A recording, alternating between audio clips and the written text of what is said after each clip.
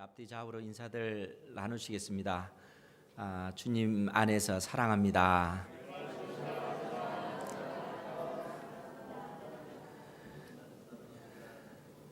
예수님 안에서 더더욱 사랑하시기 바랍니다.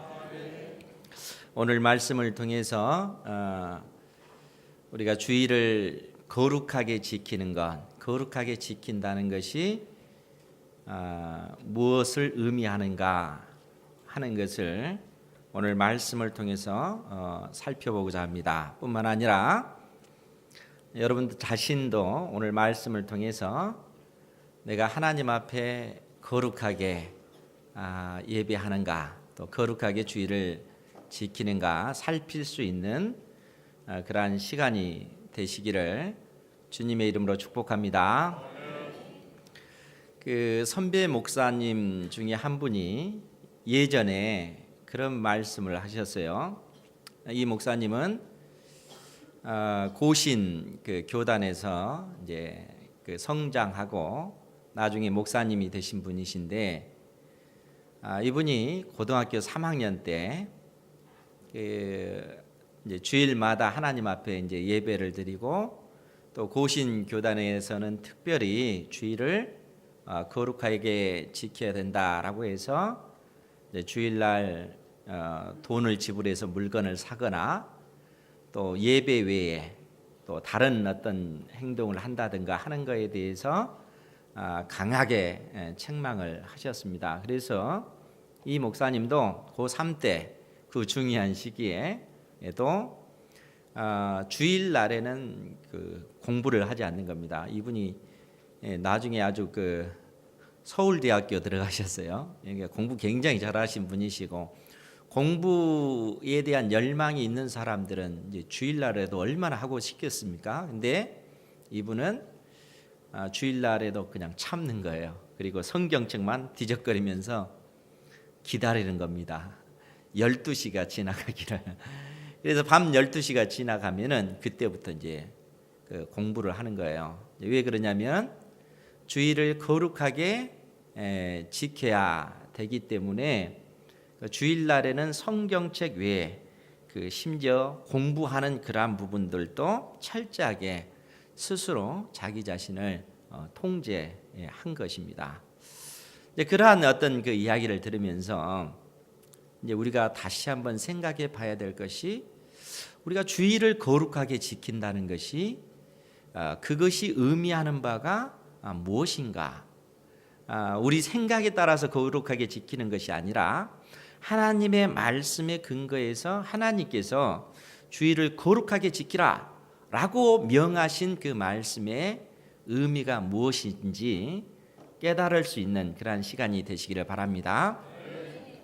우리가 그 사복음서를 통해서 우리가 알 수 있는 것이, 예수님께서 안식일 날, 그 안식일에 병자를 고치시고 귀신을 쫓아내시고 또 하시는 그러한 그 일들에 관한 기록이 7번이 기록이 됐습니다. 7번이 기록이 됐는데, 그 7번의 어떤 그 기록의 첫 번째 그 기록이 예수님의 공생의 그 2년 초에 그 일이 처음 시작이 됐어요. 예수님께서 가버나움 회당에서 귀신 들린 자를 고쳐주시는 그 일을 행하셨습니다. 그때는 다른 사람들이 예수님에 대해서 뭐라고 하지 않았습니다. 그런데 두 번째 안식일, 즉 예수님의 공생의 2년 6월절이 되었을 때 예수님께서 예루살렘에 올라가셔서 38년 된 병자를 고쳐주셨습니다. 그리고 주님께서 무슨 말씀을 하셨냐면, 내 자리를 들고 걸어가라 라고 명령을 하셨어요. 그러니까 38년 동안 걷지 못했던 이 사람이 걸을 수 있게 된 것이고, 더더구나 자기가 누워있던 그 자리를 들고 움직일 수 있게 된 겁니다. 그런데 그러한 모습을 보고 서기관들과 바리새인들이 예수님께 막 비난을 하는 겁니다. 왜 그러냐면 안식일 날 해서는 안 될 일을 한 겁니다. 그것이 뭐냐면 안식일 날 물건을 들고 옮기는 것 이 자체가 그들의 법에 의해 그들이 만든 규례에 의하면 일하는 것이 되는 거예요. 그래서 바리새인과 서기관들이 예수님을 이 대적하게 되는 그러한 어떤 그 시발점이 되는 거예요.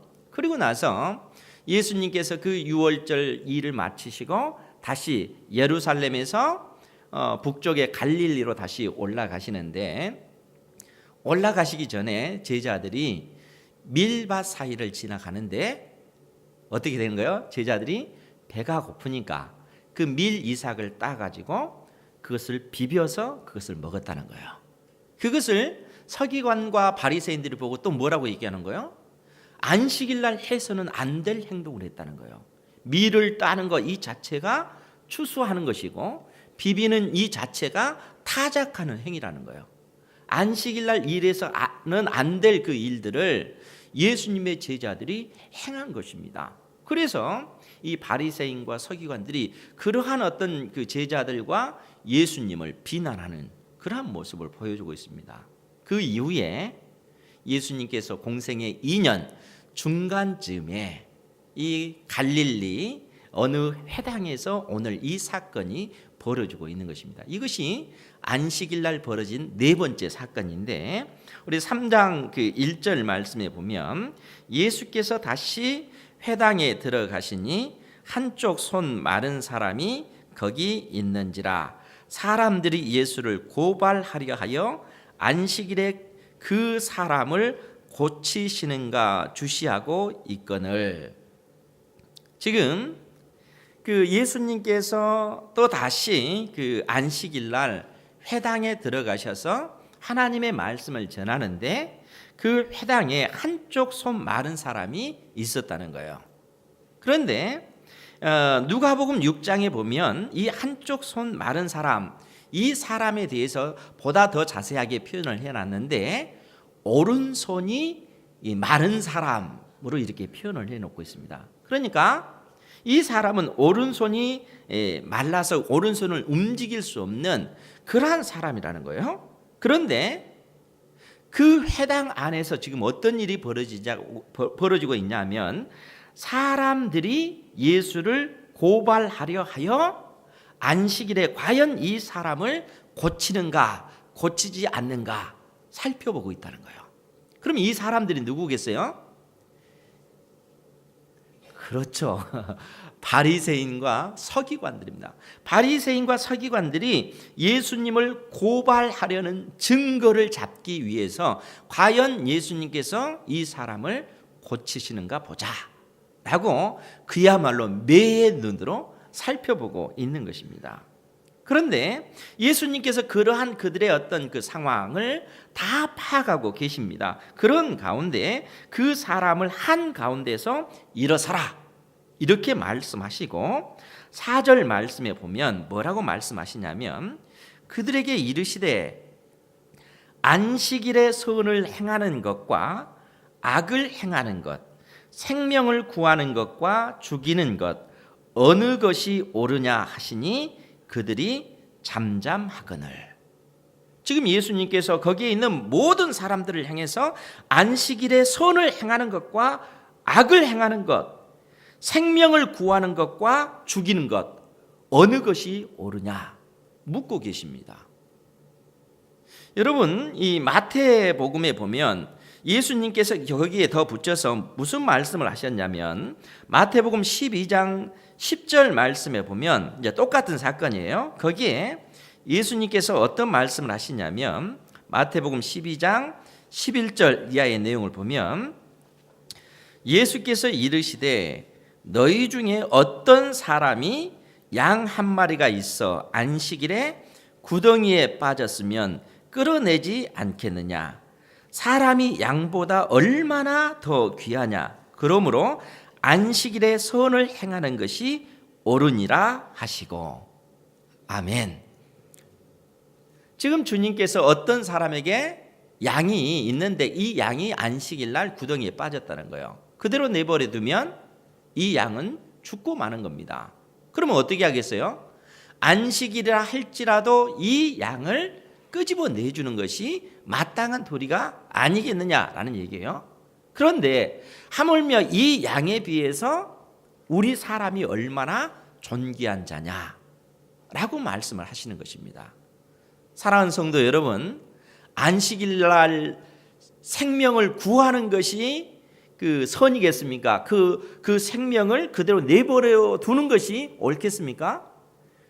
생명을 구원해내는 것, 이것을 하나님께서는 원하신다는 거예요. 안식일에 선을 행하는 것, 이것이 하나님께서 내신 그 법의 의미다는 거예요. 법의 정신, 율법의 정신이 안식일 날 생명을 구하는 것이 하나님께서 내신 법의 정신이다 라고 예수님께서 그들에게 말씀하시는 것입니다. 그러시면서 하신 말씀이 5절 말씀이에요. 마가복음 3장 5절인데 우리 같이 한번 볼까요? 시작. 그들의 마음이 완악함을 탄식하사 노하심으로 그들을 둘러보시고 그 사람에게 이르시되 내 손을 내밀라 하시니 내밀매 그 손이 회복되었더라. 아멘. 예수님께서 그러한 상황 또 이 안식일 날 이 사람을 과연 고칠 것인가 고치지 않을 것인가 이러한 모습을 살피는 이러한 상황 속에서 예수님께서 그들의 마음이 완악함을 탄식하사, 즉 서기관들과 바리새인들의 그 마음이 악함을 주님께서 탄식하셨다는 거예요. 왜 그렇습니까? 하나님께서 내신 이 거룩한 안식일 제도, 하나님께서 내신 이 거룩한 제도를 그들은 이용해서 과연 예수님께서 이 안식일 날 저 사람을 고치는가 고치지 않는가 이것을 고발하기 위해서, 고발해서 증거를 잡기 위해서 그들이 그러한 모습을 취하고 있는 이러한 완악한 모습을 보시고 주님께서는 탄식하시는 것입니다.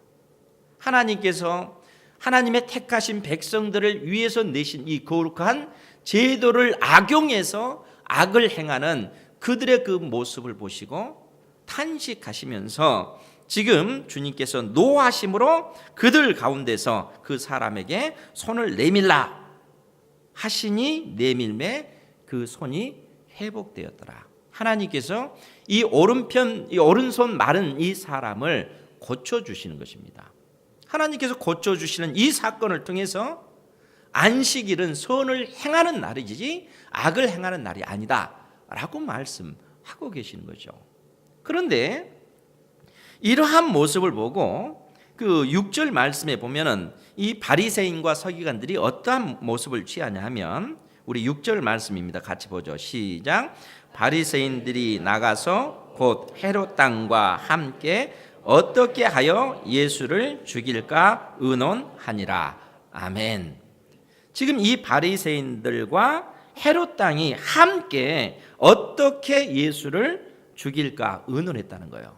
여러분, 이 헤롯 왕과 이 바리새인들은 서로 함께 할 수 없는 부류의 사람들입니다. 왜 그러냐면 이 헤롯 왕이라고 하는 사람들은 이때 당시 분봉왕이었던 헤롯 왕을 지지하는 사람들이에요. 그러면 이 헤롯은 어떤 사람이에요? 이 사람은 유대인이 아니고 에돔 사람입니다. 이스라엘 백성들의 입장에서는 이방인이에요. 그럼에도 불구하고 이 헤롯이 유대의 왕으로 그렇게 있는 것입니다. 그러니까 이 헤롯이 왕으로 있는 이러한 상황 속에서 이 헤롯 당은 헤롯을 지지함으로써 헤롯에게 많은 경제적인 이득, 또 이 땅에서 어떤 그 권력, 이러한 것들을 누리는 사람들이라는 거예요. 반면 이 바리새인들은 어떤 사람들이에요? 이 바리새인들은 그야말로 그 뜻 그대로 이 세상에서 분리된 사람들, 이 세상의 부귀, 영화, 명예, 권력 이러한 것을 탐하지 아니하고 오직 하나님 편에 서서 경건한 삶을 살기로 작정한 사람들이 이 바리새인들이라는 거예요. 그리고 이 바리새인들 안에 또 누가 있냐면 서기관들이 있는 겁니다. 그러면 이 서기관이 어떤 사람이냐면, 여러분 이 서기관이라고 하는 이 직분은 구약 시대 때부터 있어 왔던 직분이에요. 그런데 이스라엘이 멸망당하고 나서 포로기 이후에 이 서기관들이 하는 일이 뭐냐면은 전적으로 하나님의 율법을 필사하는 겁니다. 필사하고 그 율법을 연구하고 그 율법이 의미하는 것이 무엇인가를 공부하는 사람들이 이 서기관들이에요. 그러니까 어려서부터 하나님의 말씀을 그렇게 연구하면서 그들이 그 실력을 쌓아가고, 그리고 어려서부터는 마흔이 되기 전까지는 율법의 보조 교사로서 그렇게 헌신을 하다가 실력이 쌓아져서 나이 40이 되면은 드디어 그들이 직책을 갖게 되는데, 그 직책이 서기관의 직책입니다. 서기관의 직책이라고 하는 것은 율법 교사가 된 거예요. 뿐만 아니라 하나님의 율법을 이 땅에서 지금 현 세대에서 어떻게 적용할 것인가 해서, 예를 들면 안식일을 거룩히 지키라. 그러면 거룩히 지키기 위해서는 어떻게 하는 것이 좋을까 해서 규례를 만들어내는 거예요. 그 규례 중에 하나가, 이 사람들이 만들어낸 규례 중에 하나가 안식일 날 물건을 들고 이사해서는 안 돼, 움직여서는 안 된다. 그것은 일하는 것이다. 심지어 그 밀 이삭을 따는 것, 그것을 비비는 것, 이것도 안식일을 어기는 것이다. 왜냐하면은 추수해서 타작하는 행위가 되기 때문에 그런다. 이 서기관들이 그때 당시에 어떤 이러한 규례를 정해서 이것이 하나님의 법이다, 그것을 정할 수 있는 그 권리가 이 서기관들에게 있는 것입니다. 그러니까 예수님 당대에 물건을 들고 이동하는 거라든가, 또 예수님의 제자들이 밀 이삭을 따서 먹는 그러한 어떤 그 행위가 사실 그 이전의 서기관들이 정해놨던 규례들이라는 거예요. 그것이 이제 성경에는 장로들의 유전, 이렇게 표현이 된 거죠. 그러니까 하나님의 그 율법이 있는데 이 율법의 근거에서 규례를 만들고 그 규례가 그들에게 하나의 율법, 하나님의 법이 된 것입니다. 그러니까 그러한 법을 제정할 수 있는 사람들이 서기관이고, 그 사람들이 바리새파에 속해 있고, 이 바리새파 사람들의 대부분이 또 사내들인 공회, 즉 이스라엘의 최고의 종교 기구 안에 있어서 이스라엘 백성들의 전체의 신앙 생활에 강력한 그러한 영향력을 미치고 있는 그러한 모습이라는 거예요. 그러니까 그러한 상황 속에서 오늘 이러한 일들이 벌어지고 있는 것입니다. 그런데 우리 주님께서는 그들을 향해서 안식일에는 선을 행하는 것, 그것이 옳다라고 선언하고 계시는 것입니다. 그러면 여러분, 지금 예수님과 이 바리새인들이 가지고 있는 충돌할 수밖에 없는 어떤 그러한 생각인데, 충돌할 수밖에 없는데, 그러면은 근본적으로 이 율법이라고 하는 것이 구약 시대 때 가졌던 이 율법이 예수님께서 오심으로써 신약 시대 때는 어떻게 이것이 바뀌어졌는가, 이 부분이 중요한데, 예를 들어서 사계명인 안식일을 기억하여 거룩히 지키라 라고 했을 때, 우리가 구약의 개념에 있어서 안식일은 7일 중에 며칠이에요? 단 하루입니다. 하루. 그렇죠? 7일 중에 하루라는 거예요. 하루 24시간. 즉 7일 중에 하루인 이 하루를 거룩하게 하나님께서 구별하셨습니다. 24시간을 거룩하게 구별하셨어요. 시간적인 그 제약, 거룩의 제약이 있는 것입니다. 뿐만 아니라 하나님께서 구약 시대에는 장소적인 어떤 거룩의 제한성이 있습니다. 온 세상이 다 거룩한 것이 아니죠. 장차 이 땅에 예수님께서 재림하셔서 온 세상이 하나님의 나라가 되면 온 세상이 다 거룩한 땅이 되어집니다. 그렇죠? 하나님의 나라가 되었으니까. 하나님께서 통치하신 온 세상은 완벽한 하나님 나라에서는 모든 것이 다 거룩한 곳이 되어지는 거예요. 그런데 구약 시대 때는 거룩한 영역이 한정되어 있습니다. 어디만 거룩한 거예요? 성전 안만 거룩한 거예요. 성전 안에서만이 거룩해요. 그래서 제사장들이 안식일 날 성전 안에서 일을 해도 그것이 죄가 되지 않는 거예요. 안식일 날 제사장은 양을 잡아가지고 2마리를 잡아서 하나님 앞에 제사를 드립니다. 어디서요? 성전 안에서. 성전 안에서 제사장들이 그렇게 일을 함에도 불구하고 안식일을 범했다 그렇게 얘기하지 않습니다. 왜요? 성전 안에서 행한 일이기 때문에, 성전 안 자체가 거룩의 영역이기 때문에 여기서 움직이는 그 모든 것은 일하는 것이 아니라는 거예요. 그러니까 구약 시대 때는 시간적인 어떤 거룩의 영역이 제한되어 있고 공간적인 영역에 있어서 거룩의 영역이 제한되어져 있는 것이죠. 그러면 이 땅에 예수님께서 오심으로써 변화된 것이 뭐예요? 그 제한된 거룩의 영역이 완전히 바뀌어졌다는 거예요. 그럼 어떻게 해요? 예수님께서 그 수가성 여인에게 하신 말씀이 있죠. 그 여인에게 뭐라고 말씀하셨냐면, 여자야 내 말을 믿으라. 이 산에서도 말고 예루살렘에서도 말고 너희가 아버지께 예배할 때가 이르리라. 아버지께 참되게 예배하는 자들은 영과 진리로 예배할 때가 오나니 곧 이때라. 예수님께서 이 말씀을 하셨습니다. 지난 시간에 지난 주일에 들었던 말씀이죠. 주님께서 이 수가성 여인에게 이 말씀을 하신 거예요. 그러니까 사마리아 사람들은 일반적으로 그리심산에 있는 그 성전에서 하나님을 섬긴 거예요. 하나님을. 그리고 유대인들은 어디서 섬기는 거예요? 예루살렘 성전에서 하나님을 섬기는 것이죠. 그런데 우리 주님께서 하신 말씀이 이 산에서도 말고 예루살렘에서도 말고 너희가 아버지께 예배할 때가 이르렀다. 그리고 그때가 바로 지금이다. 아버지께 참되게 예배하는 자들은 영과 진리로 예배한다 라고 얘기를 합니다. 여기서 영과 진리로 예배한다는 이 말씀 자체가 굉장히 중요하다고 말씀을 드렸죠. 이 영이라고 하는 것이 누구의 영이라고요? 나의 영, 거듭난 나의 영. 거듭난 나의 영으로 하나님 앞에 예배를 드려야 된다는 거예요. 그러면 거듭났다라고 하는 이 표현이 뭐겠어요?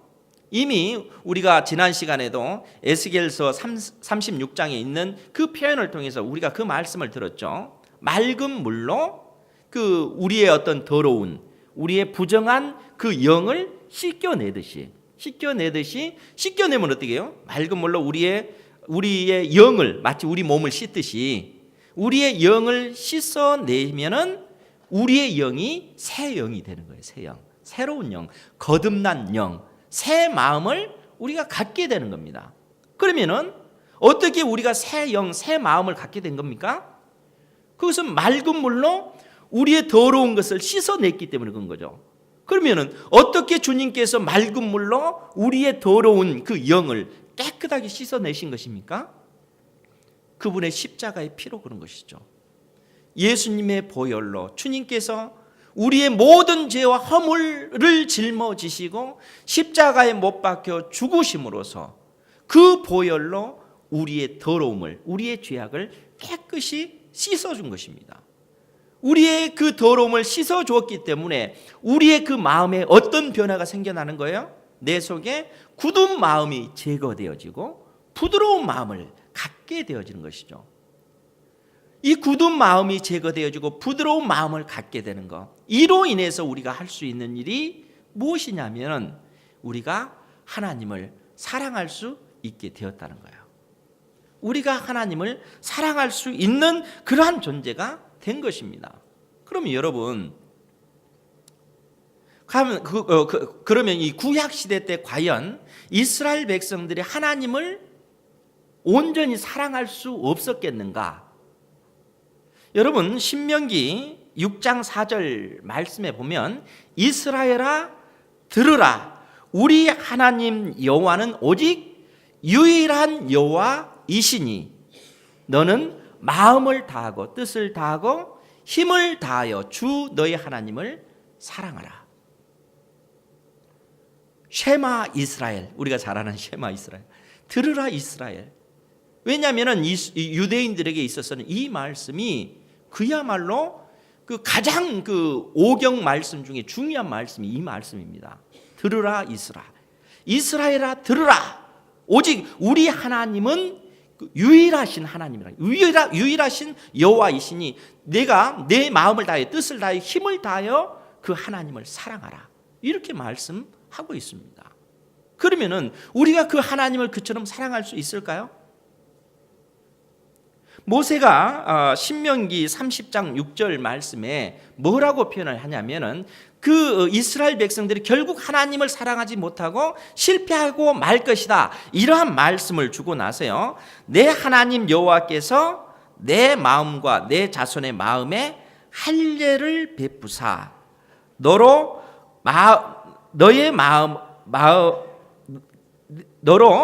내가 마음을 다하여 뜻을 다하여 힘을 다하여 하나님을 사랑하게 하사, 이렇게 표현하고 있습니다. 즉 우리로 하여금 하나님을 사랑할 수 있도록 도와주시겠다는 거예요. 어떻게 해요? 우리 마음의 할례를 통해서 가능하다는 거예요. 그 말은 우리의 힘과 우리의 능력으로 하나님을 사랑할 수 없는 존재이기 때문에, 우리는 결국에는 실패할 수밖에 없는 존재이기 때문에 하나님께서 친히 우리 마음에 할례를 행하심으로써 하나님을 사랑할 수 있도록 만들어 주시겠다라고 성경이 우리에게 말씀해 주고 있다는 거예요. 즉 사랑하는 성도 여러분, 율법의 그 정신이라고 하는 것, 율법의 그 근간이라고 하는 것이 무엇인가라고 했을 때, 우리가 율법하면 이제 십계명, 또 폭넓게는 구약 성경 전체에 하나님께서 명하신 그 모든 것이 율법이다, 그렇게 이야기를 합니다. 그런데 그 율법의 근간, 강령이 무엇입니까? 그 율법의 근본, 그 기초, 그 정신은 하나님을 사랑하고 내 이웃을 내 몸과 같이 사랑하는 것, 그것이 율법의 근간입니다. 즉 우리가 어떻게 하나님을 사랑할 것인가, 어떻게 내 이웃을 내 몸처럼 사랑할 것인가, 그 사랑의 그 방법을 제시해 주는 것이 율법이라는 거예요. 율법은 우리를 얽매기 위해서 한 것이 아니라 우리가 거룩한 하나님의 자녀답게 살기 위해서 주신 법이 그 율법이라는 겁니다. 그런데 이스라엘 백성들이 근본적으로 그 율법을 지키지 못하는 이유, 하나님께서 안식일을 기억하여 거룩히 지키라, 이 계명을 주셨음에도 불구하고 이 거룩한 제도를 이용해서 오히려 하나님의 아들 예수 그리스도께서 그 안식일날 행하실 그 일들을 보면서 오히려 그들은 어떻게 해요? 예수님을 고발할 증거를 찾기 위해서 노리고 있는 그러한 모습을 보고 있습니다. 하나님께서 주신 이 거룩한 제도마저도 악용해서, 악하게 사용해서 그 제도 자체를 무너뜨리는 것이 부패한 우리 인간의 마음이라는 거예요. 그래서 예수님께서 근본적으로 우리의 이 마음을 새롭게 해주시는 것입니다. 우리 속에, 우리의 영혼 가운데 있는 그 더러움을 주님의 보혈의 피로 씻어주시고 우리에게 새 영이 되게 하시고 새 마음을 갖게 하실 뿐만 아니라 진리의 성령을 우리 마음 가운데 부어주셔서 하나님을 사랑할 수 있도록, 이웃을 내 몸처럼 사랑할 수 있도록 진리의 성령께서 도우시는 것입니다. 그러니까 모든 그 율법의 그 근본 정신은 결국 하나님을 사랑하는 것이고 내 이웃을 사랑하는 것입니다. 내 힘과 내 능력으로 하나님을 사랑할 수 없는 우리에게 하나님의 영을 부어주셔서 하나님을 사랑할 수 있도록 성령께서 도우시는 것입니다. 이런 은혜가 우리에게 임한 줄 믿습니다. 진리의 성령을 의지하셔서 더더욱 하나님을 사랑하시기 바랍니다. 하나님께서 친히 우리를 붙드셔서, 그래서 하나님을 그 사랑하는 그 사랑을 이웃을 향해서 사랑할 수 있도록 그렇게 만드시는 것이죠.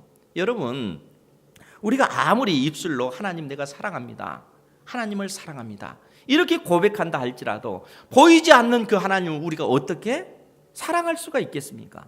그렇지 않습니까? 보이지 않는 그 하나님을 사랑한다는 그 믿음의 고백은 결국 눈에 보이는 이웃을 사랑하는 것이에요.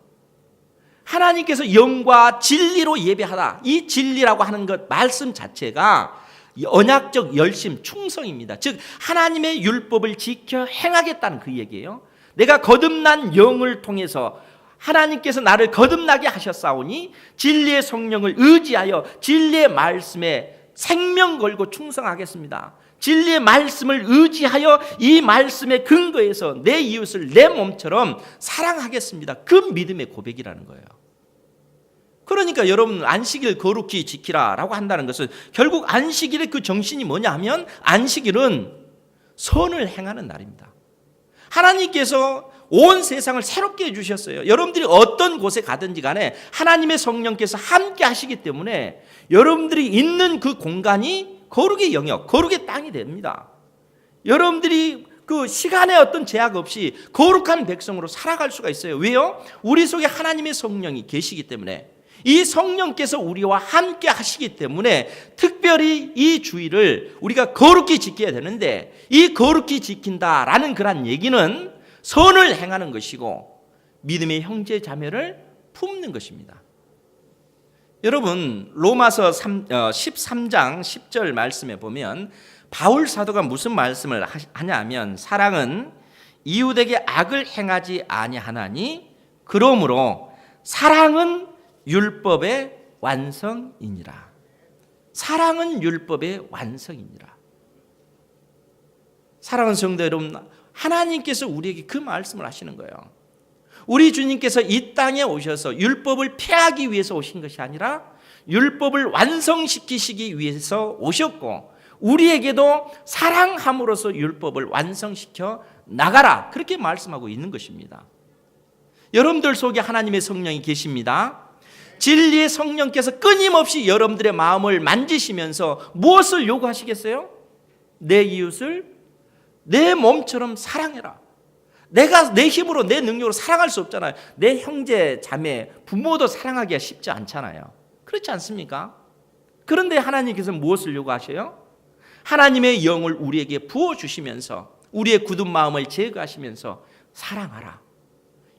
부모를 사랑하고 형제를 사랑하라. 내 이웃을 내 몸과 같이 사랑하라. 나 스스로의 힘으로는 사랑할 수 없지만 하나님께서 나의 마음을 만져주심으로써 사랑해라. 그것이 율법의 완성이다라고 말씀을 하고 계시는 것입니다. 여러분 주님의 이 음성을 여러분들의 영혼이 들으시기 바랍니다. 하나님께서 우리를 향해서 그 말씀을 하시는 거예요. 내 속에 닫힌 어떤 마음이 있겠죠. 형제들 간에, 믿음의 그 형제 자매들 간에 부딪히는 여러 가지 문제로 인해서 품지 못할 수 있습니다. 그건 당연한 거예요. 그것은 우리의 본질적인 문제입니다. 그러나 그런 우리를 향해서 성령께서는 끊임없이 우리의 그 마음을 만져주시면서, 우리의 그 굳어진 그 마음을 만져주시면서 부드럽게 해주시면서 형제를 사랑하라. 미워하지 말고 그를 품어라. 네가 아프지만 품어라. 주님께서 십자가에 피 흘려 죽기까지 너를 사랑한 것처럼 네가 주님의 그 길을 따른다면 그 형제를 위해서, 자매를 위해서 그 길을 걸어가라. 눈물이 흘릴지라도, 네 몸에서 피가 흘린다 할지라도 그 형제 자매를 품고 가라. 네 스스로의 힘으로, 네 능력으로 사랑할 수 없지만 내 안에 거하신 하나님의 성령께서 우리를 도와주시기, 우리를 붙들고 계시기에 넉넉히 품을 수 있다는 거예요. 하나님께서 도와주시니까. 그리고 내가 사랑하기 위해서 애쓰고 힘쓰고 한 걸음 한 걸음 나아갈 때 성령께서 내 걸음걸음마다 힘을 주시고 내 손에 힘을 주어서 연약한 그 형제를 붙들도록 그렇게 만드시는 것입니다. 그것이 하나님의 성령이 있는 믿음의 사람들이 걸어가야 될 그 길이라는 거예요. 주일을 거룩히 지킨다는 것, 그것은 단순히 하나님 앞에 나와서 예배드리는 그러한 삶이 아닙니다. 주일을 거룩히 지키는 것은 선을 행하는 것이요, 연약한 형제를 품는 것이요, 나를 미워하는 형제라 할지라도 주님의 사랑으로, 주님께서 나를 사랑하셨듯이 나 역시 그를 품는 것입니다. 이 사랑이 여러분들의 심령 가운데 흐르기를 원합니다. 주님께서 품으셨던 그 사랑의 마음이 여러분들의 마음을 만져주심으로 모든 형제 자매를 넉넉히 품는 믿음의 백성들로 여러분들이 견고히 서시기를 주님의 이름으로 축복합니다. 기도하겠습니다. 자비하신 아버지 하나님, 사랑은 이웃에게 악을 행하지 아니하나니 그러므로 사랑은 율법의 완성이니라. 주님 말씀하셨습니다. 내 스스로의 힘과 능력으로 하나님을 사랑할 수 없고 내 힘과 능력으로 내 이웃을 사랑할 수 없음을 고백하나이다. 주님, 연약한 우리 인생을 불쌍히 여겨 주시옵소서. 주의 피 묻은 손으로 사랑하는 자녀들을 영혼을 만져 주셔서 우리의 영을, 우리의 마음을 새롭게 해 주시고 우리 안에 가신 진리의 성령을 의지하여 넉넉히 내 이웃을 품을 수 있는 믿음의 백성으로 서게 하여 주옵소서. 예수님의 이름으로 기도하옵나이다. 아멘.